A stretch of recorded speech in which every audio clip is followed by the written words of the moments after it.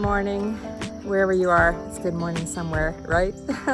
Hi everyone, I'm Vicki with Avante-Avenue. I'm doing this quick little video to let you know that I'm going to be having knee surgery. I have a torn meniscus. I've been dealing with it for a long time. What you haven't seen in my videos for a year and a half is I've been wearing a support while I've been outsourcing. You know, you gotta do what you gotta do. It's gotten worse and I'm going in for surgery very soon. I don't know if you're seeing this video while I'm in surgery or after I've had surgery. I'm not sure. But if things have gone right, I have some videos lined up for you to watch, and this will be one of them. If I'm not responding to your comments very fast or for days, please know that I'm in the healing process and the therapy process of my surgery. And if you'd really like to help a YouTuber out, I have over 200 videos, and I would absolutely love it if you would go back and have a few days, a marathon day or two of watching all my old videos and see how far I've come with my channel. And I want to thank all of you for helping my channel come so far. So thank you, thank you, thank you. All of my packing is done downstairs, so are all my videos done downstairs. I don't know if we're going to be moving everything upstairs, but I have tried to line up some videos for you. You know what the real challenge might be? Even though Mark has watched all my pack and ship videos, yes he has, he watches all the videos, has he learned enough to pack and ship all those fragile items without me there?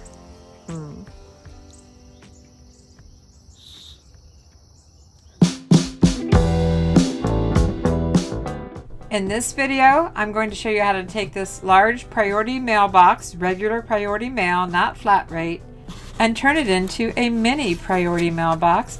In fact, you could make two of these if you like. Let's get started. This is a priority mail, regular priority mail, not flat rate box. This is one of the larger ones. This is inside dimensions 12.125 times 2.75 by 13.375. So this is the largest one I have that's rectangular shaped. Let's open it up. Just at the seam, run your fingers down through it. Pretty easy. And let's take the widest section that we have, and I'm going to cut this apart. On the fold with a utility knife and ruler, I'm going to cut this seam.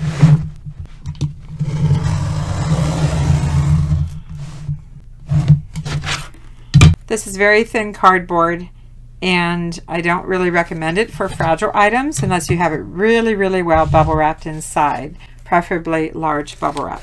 Now I do have these end flaps. So what if we just work with those end flaps? 2.5 inches. But I can work with this to a certain degree.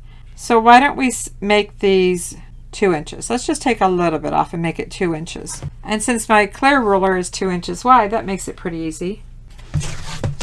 Find your original flap, use that as your guide. Make sure it's straight and cut off the excess. Taking it down to a 2-inch flap. Do the same thing to the other end. I'm going to fold it up so I know where it needs to be. Line up my ruler and take off the excess.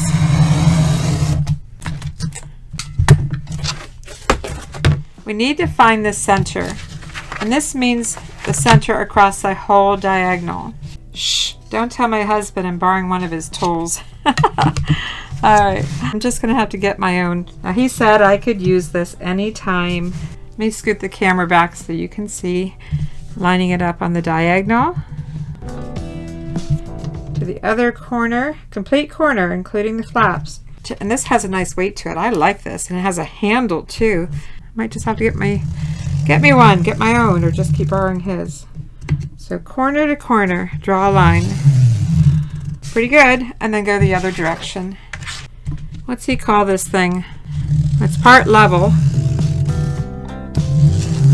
I say part a level because it has these. I bet they don't cost too much. Maybe 20 bucks at the hardware store. Okay, I crisscross, find your center point. Put a little dot there on your center. Now, this is more than 2 inches wide. It is. So I'm going to go back to using my clear ruler, and I need to line up the center line because that's the advantage of these. Do you see here? This has, it's a complete grid. So this time I'm going to line up the center line. Line it up, make sure everything's straight, and draw a line on each side. Oh, it moved a little bit on me. Advantage in this, we already have our flaps done, so we don't have to score those. We need to draw lines and score along the length of the box.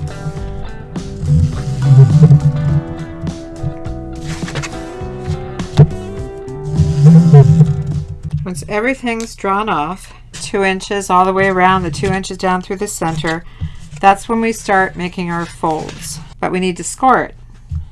So get your preferred scoring tool. I guess you don't have to draw the measuring line and then do the scoring. I guess you could possibly do it all in one step. But for teaching purposes, I thought this would be easier. And then, okay, fold this up. Give it a press. Do the other side. And use your ruler to help you to fold against that. But give it an extra press. Let's score down through the center. Oop, pressed a little too hard. When you hear it punch through like that, you know you've pressed a little too hard.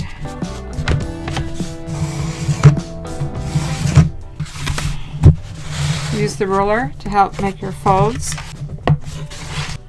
Back, let's just give this a press, good press. So everything's folded. Now, we have this end flap, but remember we need to make some cuts. We need to make 4 cuts and then 2 cuts in the center.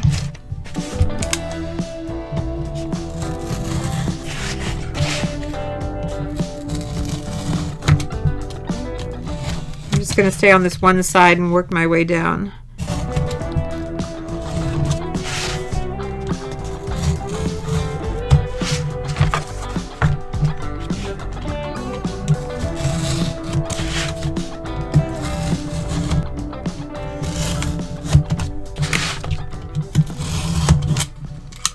Pretty easy on this thin cardboard. What are we going to do? We're going to fold these flaps in, fold it up, fold this up, and it's coming out a little bit high. So I'm going to go ahead and trim that on a slight angle, starting from the corner, just taking a little bit off.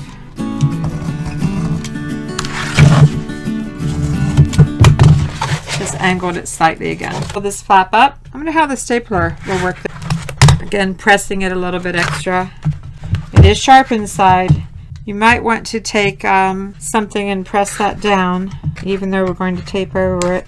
I'm not sure if stapling is a good idea or not. It's just a quick way to get it to hold. But you absolutely have to tape over it. I'm going to use my utility blade to press it down, but I'll put tape over it. Let's check these flaps out.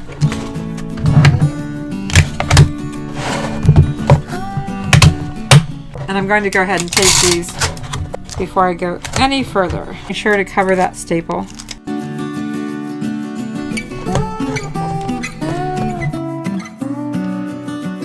Make sure you do your outside corners, making sure you press it together as much as you can, and covering up the staple.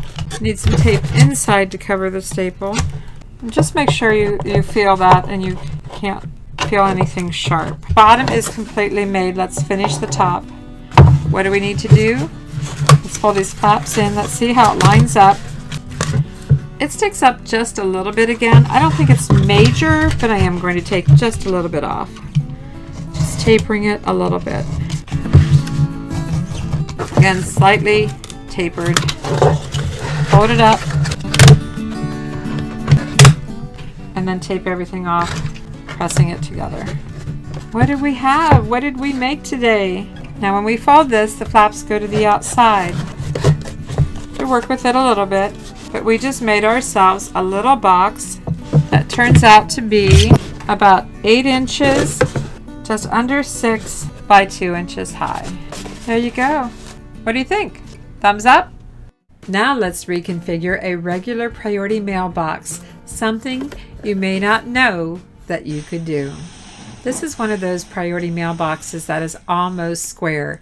It's box number 4 and the inside dimensions are 7 by 7 by 6.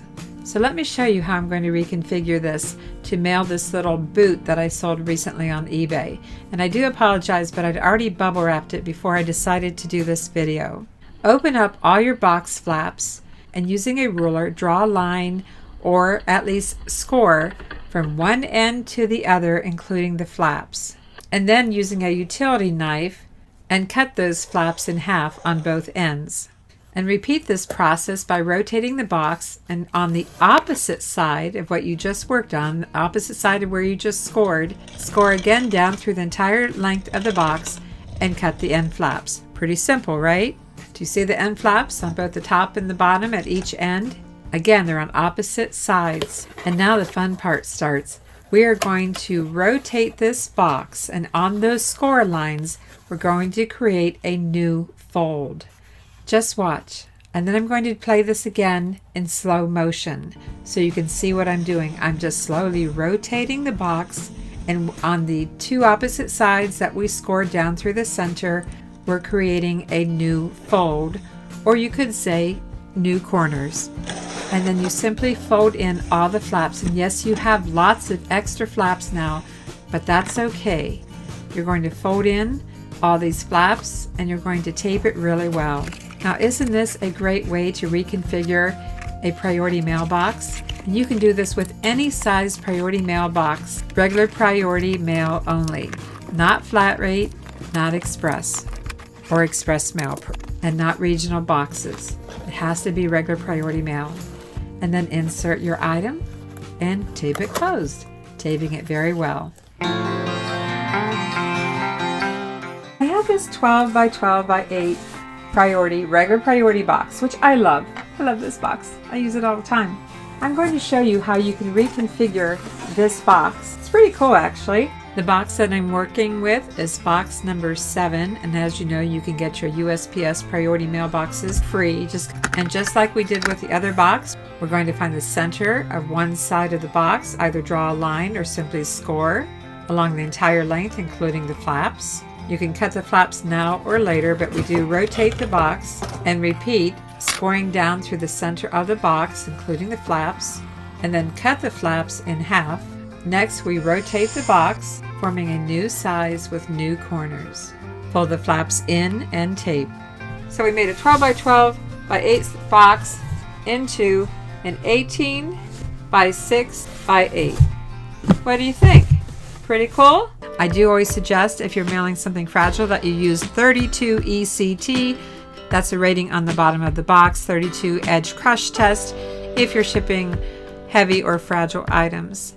I hope you enjoyed this pack and ship video and learned some new tips and tricks on how you can reconfigure boxes, whether it's priority boxes or regular boxes. Thanks for watching, everyone. I'm Vicki with avanteavenue. I'll see you soon. Simple sales for good profit.